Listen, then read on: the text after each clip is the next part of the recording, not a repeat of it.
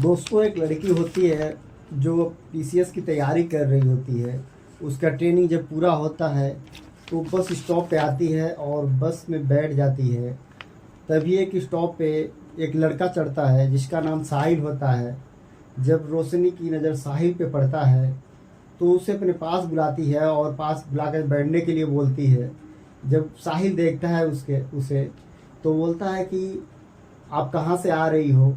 तो रोशनी बोलती है, मैं तो अपना पीसीएस का जो ट्रेनिंग था वो ट्रेनिंग ख़त्म हो गया, वहाँ से मैं आ रही हूँ, घर जा रही हूँ।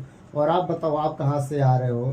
तो जो साहिल होता है बोलता है, हम भी एक कंपनी से काम करके आ रहे हैं।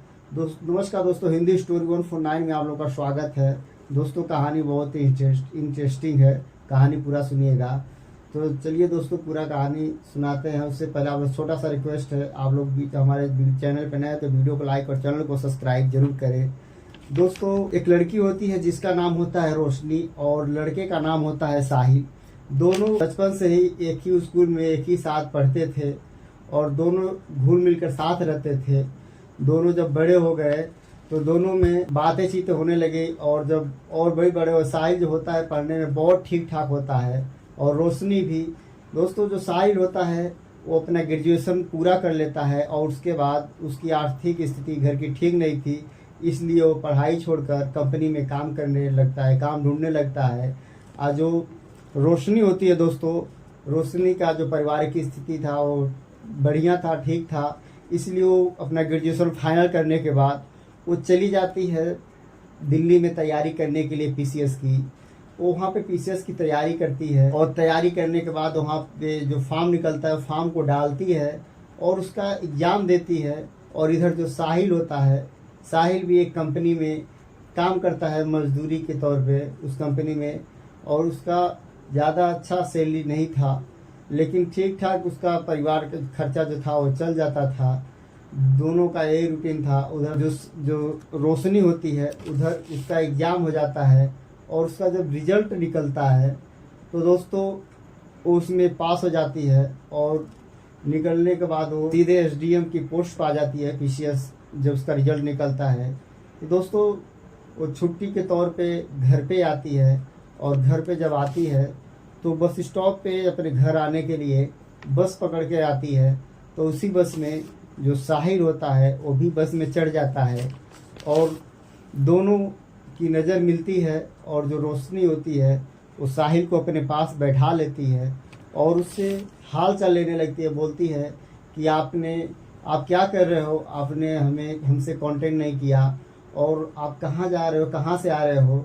साहिल जब इतना सवाल जवाब सुनता है तो बोलता है, हम एक कंपनी में काम करते हैं लेबर के तौर पे और ज़्यादा सैलरी नहीं है मेरी, 12-13 हज़ार रुपये महीने का मिलता है, उसी में हम लोग का गुजारा होता है।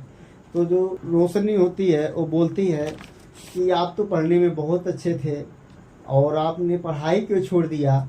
जो साहिल होता है बोलता है, हाँ पढ़ने में तो मैं ठीक था, लेकिन घर की स्थिति ठीक नहीं थी, पापा की तबीयत खराब रहती थी, इसीलिए हमको पढ़ाई को छोड़ना पड़ा और काम देखना पड़ा। इसीलिए हम किसी कंपनी में जाके काम कर रहे हैं, वहाँ से हमारा मतलब जो भी परिवार का खर्चा चलता है, पापा का दवाई है, उसी से निकलता है। कहता है ठीक है मेरी छोड़ो, आप बताओ आप क्या कर रही हो, कहाँ से आ रही हो। तो जो रोशनी होती है वो बोलती है, हम भी दिल्ली से आ रहे हैं और मैं पीसीएस की तैयारी कर रही थी और मेरा पीसीएस का रिज़ल्ट निकल चुका है और मेरा एसडीएम का पोस्ट मिला है, बस घर पे जा रही हूँ मम्मी पापा से मिलने के लिए। इधर रोशनी कहती है ठीक है, मुझे अपना कॉन्टेक्ट नंबर दे दीजिए। तो साहिल जो होता है कहता है, अभी तो कॉन्टेक्ट नंबर मत लीजिए और मेरा इंस्टाग्राम आईडी है वही ले लीजिए। तो दोस्तों अपने में शेयर कर लेते हैं लोग इंस्टाग्राम आईडी और धीरे धीरे लोग जाते हैं दोनों लोग और उसी पे बातें करने लगते हैं। दोनों लोग चैट करने लगते हैं, दोनों अपने घर जाते हैं। घर जाने के बाद जो रोशनी आई थी छुट्टी पे वो भी दोस्तों साहिल से चैट करने लगती है। साहिल भी उत्सुक हो जाता है, उससे चैट करने लगता है।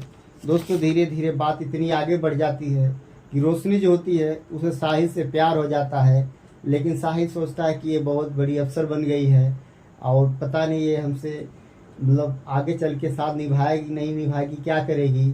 रोशनी भी नहीं उससे बोल पाती है, जो साहिल होता है वो भी नहीं खुल के बोल पाता है, क्योंकि साहिल को भी बात करते करते रोशनी से प्यार हो जाता है। दोनों दोस्तों एक दूसरे से कह नहीं पाते हैं। फिर रोशनी का जो छुट्टी का समय होता है वो ख़त्म हो जाता है, वो अपने जो जहाँ उसका ड्यूटी लगा था वहाँ पे चली जाती है। और धीरे धीरे जो साहिल होता है वो सोचने लगता है कि इतनी बड़ी अफसर हो गई है, पता नहीं वो मुझे अपनाएगी कि नहीं अपनाएगी। उसे कहने में हिचकिचा रहा था। फिर एक दिन जो रोशनी होती है वो साहिल से बोल देती है कि हम आपसे प्यार कर रहे हैं, और बोल देती डायरेक्ट बोल देती है आई लव यू, आपका क्या विचार है, आप हमसे प्यार करते हैं कि नहीं करते हैं। जो साहिल होता है इतना सुन के वो दोस्तों सन्न हो जाता है, वो सोच में पड़ जाता है कि इसका क्या जवाब दूँ क्या ना दूँ, इतनी बड़ी अफसर है और मैं एक छोटे कंपनी में वर्कर हूँ, मुझे समझ में नहीं आ रहा क्या करूँ क्या ना करूँ। दोस्तों रोशनी बोलती है कि देखिए आप संकोच मत करिए, जो भी आपका फैसला हो हमें बता दीजिए, क्योंकि हम आपको दिल से प्यार करते हैं। साहिल जो होता है बहुत सोचने के बाद कहता है ठीक है, वो भी आई लव यू बोल देता है। दोस्तों ऐसे धीरे धीरे दोनों में बातचीत होने लगी, दोनों एक दूसरे से मिलने जुलने भी लगे। तभी जो रोशनी होती है उसका जो अकाउंट होता है खुलवाने का समय होता है, जो उसका जो भी पैसा होता है खाते में आने के लिए, तो दोस्तों वहाँ पे जो नॉमिनी का नाम पड़ता है तो रोशनी सोचने लगती किसका नाम डलवाऊँ। फिर वो साहिल के पास फ़ोन करती है, उसे अपने पास बुला लेती है और बोलती है कि देखिए मैं फॉर्म भरने जा रहा हूँ और मुझे आपसे शादी करनी है। तो दोस्तों जो साहिल होता है वो सोच में पड़ जाता है, कहता है यार इतना बड़ा फैसला इतना जल्दी। वो बोलती नहीं देखिए जो भी डिसाइड हो वही करिए, क्योंकि मुझे काम है।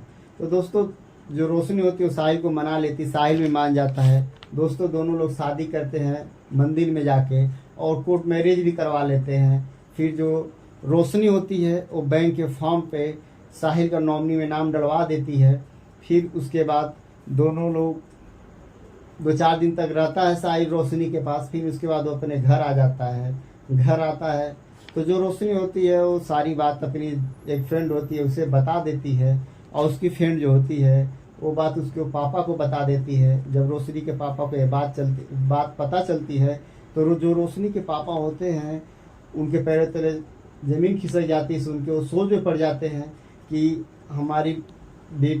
मैंने बेटी को इतना पढ़ाया लिखाया और वो अपनी मर्जी से शादी कर ली, मेरी क्या इज्जत रह जाएगी। मतलब उसके लिए वो रिश्ता देख रहे थे और इधर रोशनी ने शादी कर ली। वो सोच सोच के परेशान होते जा रहे थे। फिर उन्होंने एक दिन एक प्लान बनाया और सीधे रोशनी से मिलने के लिए चले गए। दोस्तों जब रोशनी से मिलने के लिए गए तो रोशनी ने जब उन्हें देखा तो वही सोचे पड़े कि पापा इतना जल्दी कैसे आ गए। तो उन्हें रोशनी से पूछा बेटा मैंने कुछ बात सुना है, क्या वो सच है? तो जो रोशनी ने कहा हाँ पापा जो आपने सुना वो सच है। फिर उसके बाद बोलते हैं उसके पापा देखो बेटा तुमने क्या किया।